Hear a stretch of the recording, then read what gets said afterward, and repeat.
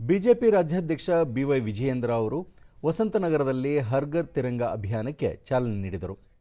ಈ ಸಂದರ್ಭದಲ್ಲಿ ಸಂಸದ ಪಿಸಿ ಮೋಹನ್, ಬಿಜೆಪಿ ಬೆಂಗಳೂರು ಕೇಂದ್ರ ಜಿಲ್ಲಾಧ್ಯಕ್ಷ ಸಪ್ತಗಿರಿ ಗೌಡ ಸೇರಿದಂತೆ ಇತರರು ಉಪಸ್ಥಿತರಿದ್ದರು.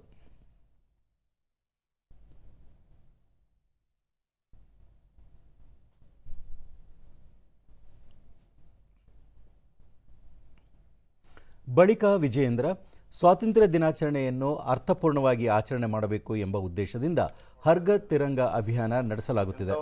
ಯುವ ಪೀಳಿಗೆಗೆ ಸ್ವಾತಂತ್ರ್ಯ ಸಂಗ್ರಾಮದ ನೆನಪು ಮಾಡಿಕೊಡಬೇಕು ಮತ್ತು ಸ್ವಾತಂತ್ರ್ಯ ಹೋರಾಟಗಾರರ ತ್ಯಾಗ ಬಲಿದಾನದ ಮೌಲ್ಯದ ಬಗ್ಗೆ ಜಾಗೃತಿ ಮೂಡಿಸಲು ಉದ್ದೇಶಿಸಲಾಗಿದೆ ಎಂದರು.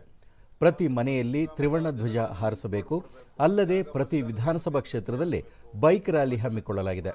ಸ್ವಾತಂತ್ರ್ಯ ಹೋರಾಟಗಾರರ ಪುತ್ಥಳಿ, ಸ್ಮಾರಕ ಸ್ವಚ್ಛತೆ ಕಾರ್ಯಕ್ರಮವನ್ನು ಸಹ ಪಕ್ಷದ ವತಿಯಿಂದ ಹಮ್ಮಿಕೊಳ್ಳಲಾಗಿದೆ ಎಂದು ಹೇಳಿದರು.